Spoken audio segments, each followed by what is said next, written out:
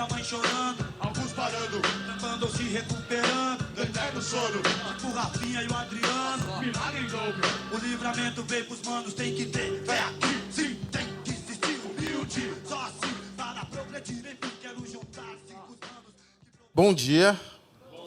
Legal, nesse sábado de sol, contrariando a previsão do tempo, contrariando o que foi a semana.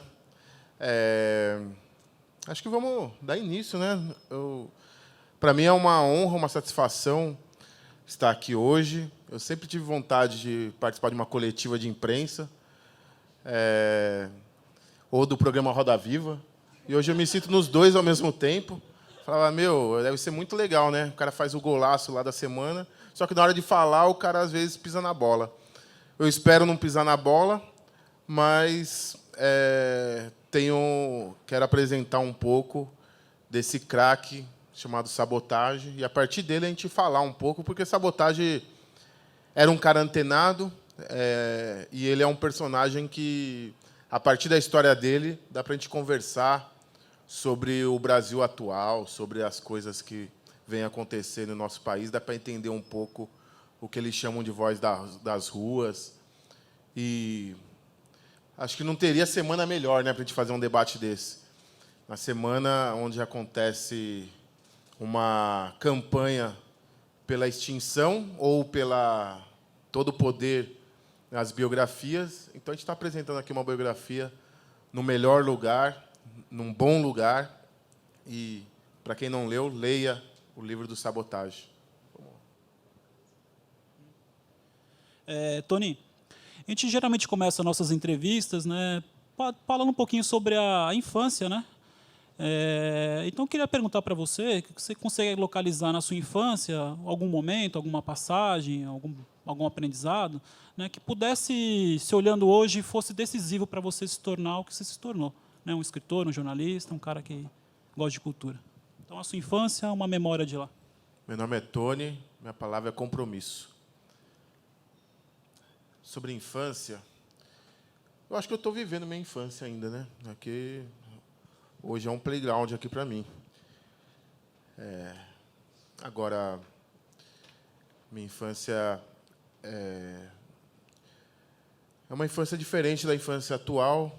Não tinha PlayStation, não tinha internet, a gente não tinha celular com Facebook, Twitter, essas coisas. Mas o imaginário continuava existindo, sempre existiu. E eu só não imaginava uma coisa dessa, uma situação como essa. Agora, a infância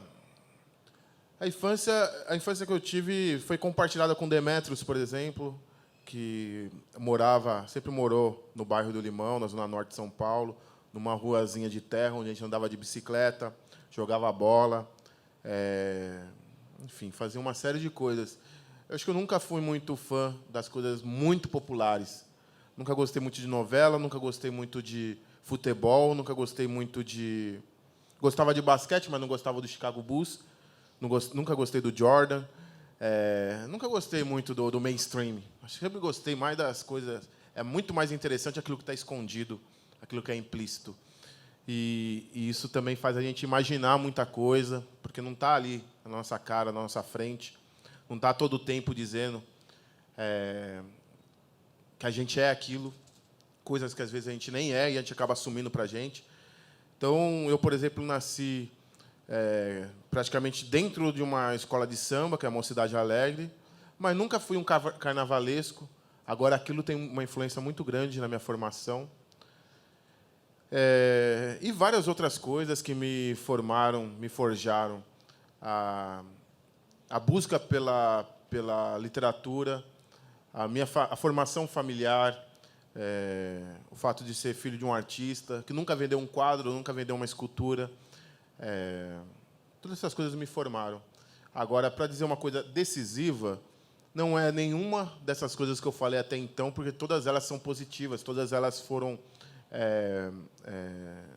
boas, todas elas foram saudáveis. Foi perceber que o lugar onde eu nasci, onde eu cresci, onde meu pai, minha avó, ou seja, já estava pelo menos na terceira geração ali. Aquele lugar foi tirado da gente, aquele pedaço de chão onde a gente pisava foi retirado da gente por um pedaço de papel. Chegou alguém com um pedaço de papel e falou que era dono daquele espaço. E aí eu fui para Carapicuíba.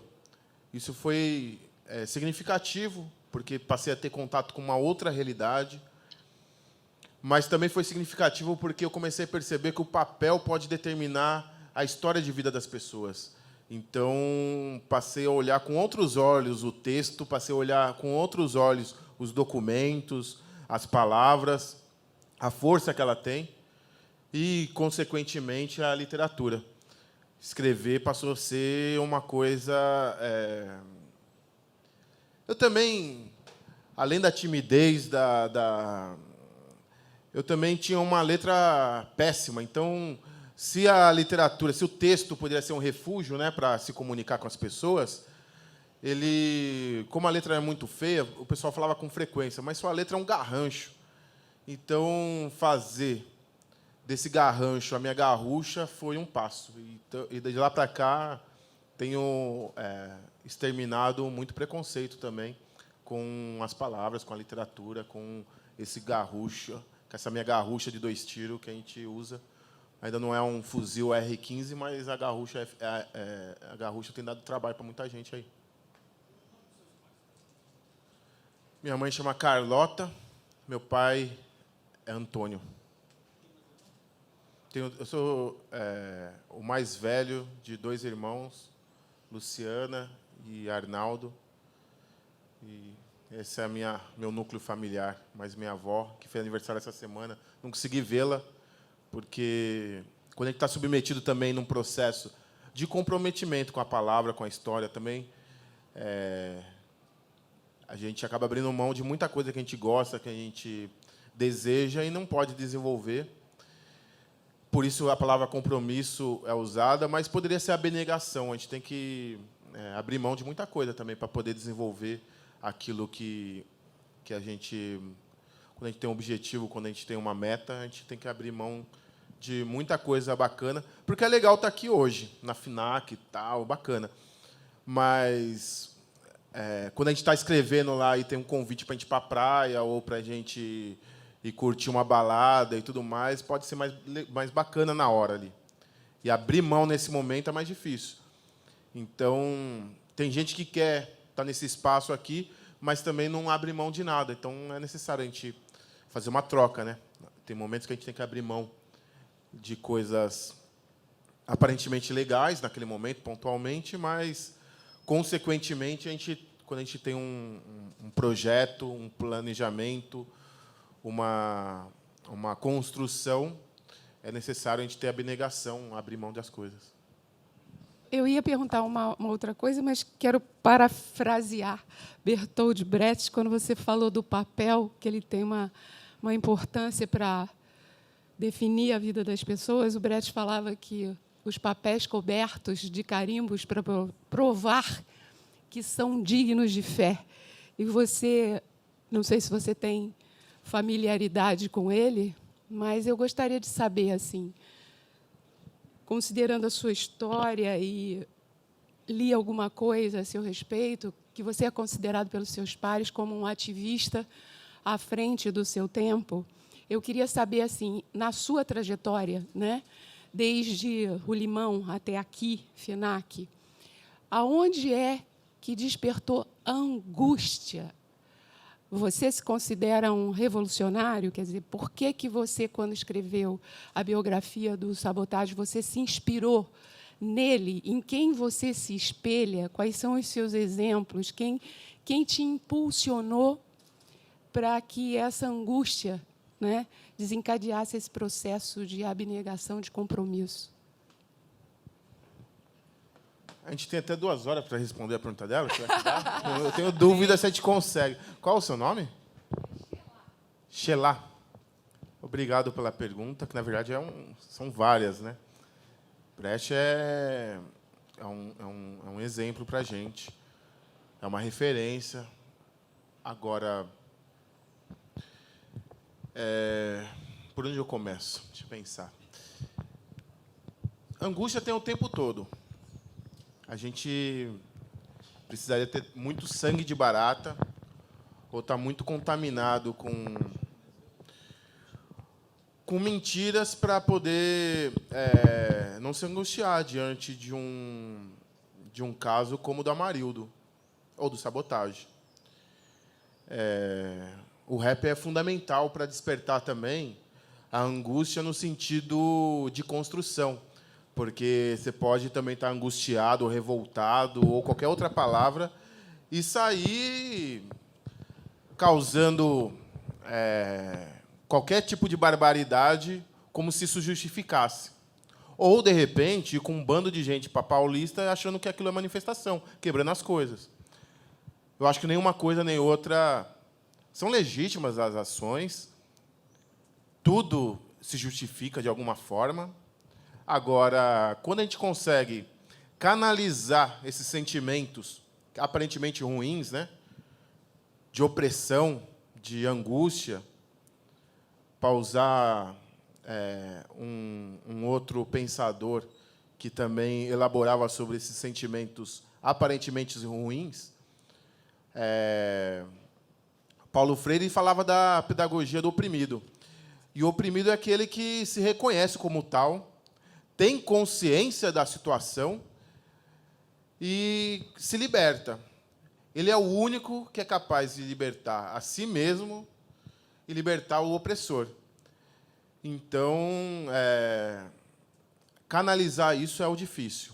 Usar isso para a construção, para uma coisa positiva, é o difícil. E quem consegue é revolucionário, porque não é a corrente, né, que leva a gente. A corrente que leva a gente, eu ando por aí, eu vejo mais gente na casa lotérica, que tem 3 funcionários, está lotada aquela fila para fora, e do lado tem uma livraria que está vazia. Então, quando a gente consegue fazer o contrário, trazer gente para a livraria, a gente já está invertendo a lógica. Porque o cara quer ganhar na loteria. Ele quer mudar a realidade dele da noite para o dia, como se fosse uma pílula, né? Como se fosse um melhoral. Agora, fazer disso uma experiência cotidiana, fazer dessa mudança uma situação que você está envolvido e percebe que ela é longa, duradoura e de decisões o tempo todo, né? O tempo todo a gente está sendo posto à prova, sempre, o tempo todo a gente está tomando decisões. E quem faz isso é revolucionário. Revolução é uma transformação muito rápida, abrupta e positiva, sempre. Se é uma coisa negativa, daí é outra coisa. A gente vai chamar vai decidir o que é. A gente pode escolher um nome. Pode ser contra a revolução e tal. Agora, essa palavra também ficou gasta, pelo menos no meu meio. As pessoas passaram a usar com tanta frequência que banalizou e passou a ser sinônimo de tudo. Uma reforma não é uma revolução. Uma maquiagem não é uma revolução. Revolução é uma transformação completa para melhor, uma mudança de paradigma. É isso que a gente precisa de buscar, construir. A gente não faz isso sozinho também, não. Não dá para. Então, eu não sou revolucionário sozinho. Só sou revolucionário quando consigo contagiar outras pessoas e trazer as pessoas aqui num sábado para a gente estar discutindo literatura, falando de Brecht, falando de Paulo Freire, esse pessoal todo aí. Enfim, acho que isso é transformar e tirar os pessoal da frente da televisão, em vez de estar conferindo a telecena, estar conferindo um pouco de uma outra fortuna que a gente pode trocar. Eu não sei se a gente enriquece e fica milionário. Eu não sei se a gente fica milionário com um debate desse, mas eu acho que a gente sai enriquecido. É isso que eu espero. É isso que tomara que a gente consiga propiciar aqui hoje. Obrigada, viu? Eu que agradeço. Tony, pergunta de leigo, tá? Pergunta de leigo mesmo. O que é, para a gente começar com uma base, de repente, para a gente poder saltar, né? Um pouco de chão, de solo. O que é o hip hop, quando ele surge? Você que é um cara estudioso do assunto, né? Envolvido há muito tempo. E o que é o rap quando ele surge também? Como é que você apresentasse o hip hop para nós aqui, leigo?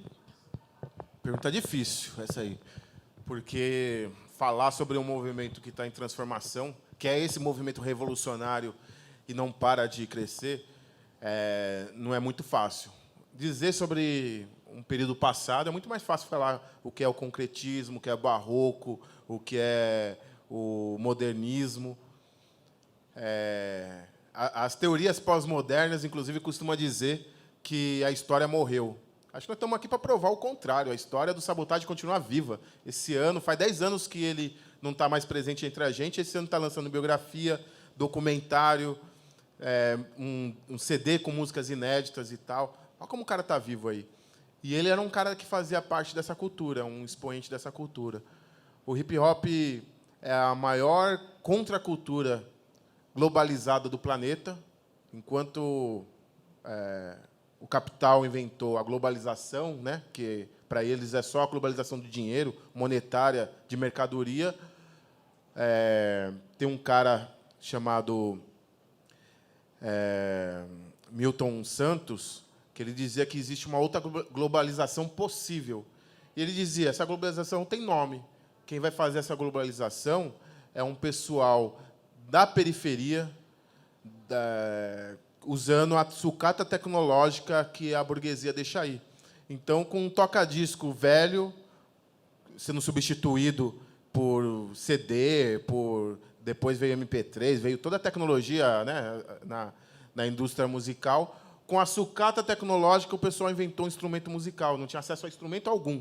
Fez lá do toca-disco um instrumento, fez das paredes da cidade uma galeria, fez das ruas um salão de dança e juntou e fundiu essas culturas todas com o DJ, o MC, o grafiteiro, o b-boy.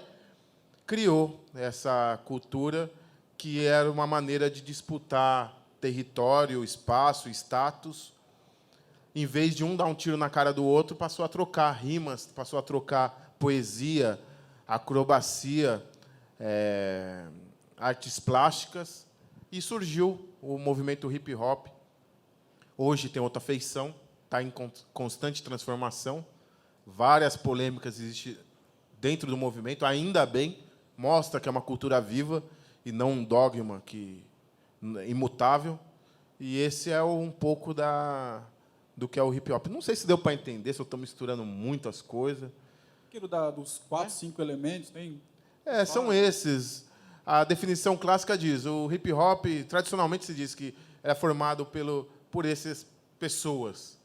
Os elementos do hip-hop são pessoas. Como os elementos da natureza são o ar, o fogo, a terra, a água, no hip-hop, 4 elementos fundamentais geram todos os outros, que é o DJ, o grafiteiro, o b-boy, o MC. Esses são os 4 elementos. Basicamente, é você pegar 3 vertentes da cultura, da arte, que é a dança, a música e a expressão visual, artes plásticas e tal, e fundir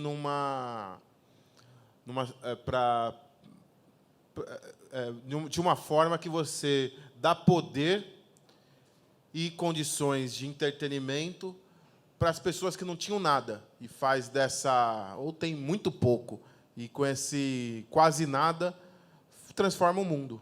O movimento hip-hop transformou o mundo, transformou a arte, como a gente conhece, transformou a maneira de pensar. E se, no passado, existiu o barroco, o classicismo e tudo mais, daqui 200, 300, 400 anos, quando falarem dessa era, desse momento, vão dizer, eles viviam a era do hip-hop. Isso aqui é a era do hip-hop que transforma a literatura, o pensamento, a poesia, e faz de mim, um cara lá do bairro do Limão, que foi parar em Carapicuíba, uma pessoa que está aqui no centro de um debate como esse, de um debate de ideia, Caracas. produzindo livro. Caracas, é uma expressão boa para definir o que nós estamos fazendo aqui hoje. Caracas, estamos aqui, estamos vivos. Caracas é Carapicuíba também. Alguém está com pergunta pronta, já aí? Vai lá. Bom, o Sabotagem fala que o rap é um compromisso. E você escreveu um livro sobre o hip-hop. O hip-hop está morto. Eu queria saber de você o que é o hip-hop. Hip-hop é o quê? É um pouco isso que eu acabei de dizer. É que eu não consigo, em palavras, traduzir tudo o que é o hip-hop. Aproveita isso uma literatura também, que eu acho que é outra coisa. Hip-hop? Agora, na frase do Sabotagem não existia esse artigo. Né? O Sabotagem não dizia o rap é um compromisso. Outro dia fizeram um artigo, publicaram um artigo meu que tinha essa frase, que eu dizia que a biografia é o compromisso, escrever é compromisso, só que colocaram o artigo 1. Né? Não é um compromisso, é o compromisso.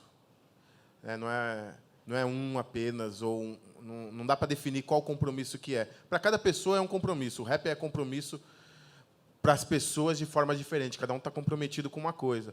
Alguns em mostrar que é o bonzão, outros em resgatar pessoas, alguns em resgatar almas, né, porque canta para Deus, porque tem uma vertente mais gospel, etc. Então, cada um tem sua definição.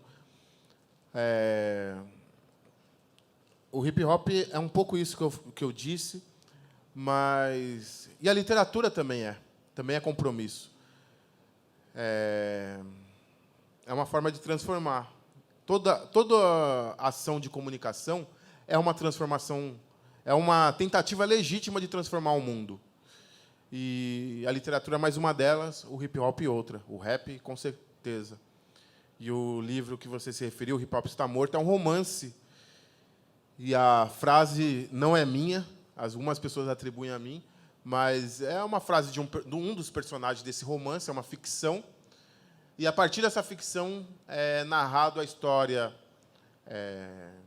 não vou dizer verdadeira, mas uma história verídica, uma história que, pelo menos, se pretende a narrar a história dos personagens que construíram o hip-hop no Brasil. Então, a gente conta a história do hip-hop no Brasil através de uma ficção, usando uma coisa parecida com o Mundo de Sofia. Todo mundo leu, né, o Mundo de Sofia? Então, já que não leram, o hip-hop está morto, tem a mesma lógica. No lugar de ser a Sofia ensinando filosofia, e elas mesmas sendo a própria filosofia, se conhecendo, sendo apresentada para cada um dos pensadores que vão dando o seu recorte. No caso do Hip Hop Está Morto, o hip-hop é um personagem, é o Rian, que vai conhecendo ou vai apresentando os personagens que construíram e fazem parte e forjaram o hip-hop no Brasil, para uma estudante universitária que vem querer conhecer essa cultura. Então, acaba sendo uma espécie de um guia para quem não conhece o hip-hop, ou quem conhece pouco e quer aprofundar, mas também é uma maneira de abordar várias das problemáticas, das dificuldades e das superações necessárias da cultura. É uma maneira de problematizar uma cultura para quem já está empenhado e faz esse debate cotidianamente. É isso. O personagem que ouve a história é a Samara, né? Samara. Rian e Samara. É. Teve algum motivo para escolher esses nomes? Ou... Alguns. Na própria obra acaba apresentando ali a etimologia da onde deriva o nome deles.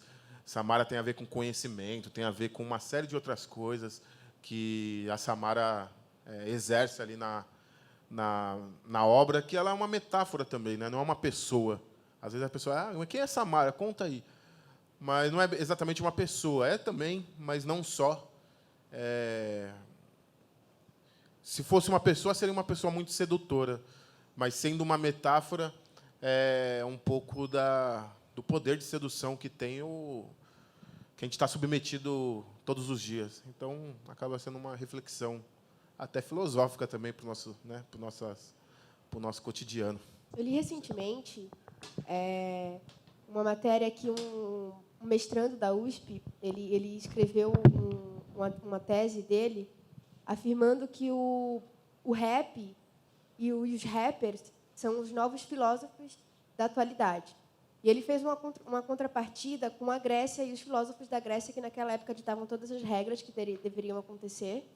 E hoje ele transpôs isso para a nossa atualidade e colocou isso nas costas dos rappers, que tiraram das favelas, e não só das favelas, mas de todos os lugares onde tinha o rap, eles tiraram isso, trouxeram para a sociedade e apresentaram uma forma diferente de cultura. Eu queria saber a tua opinião sobre isso.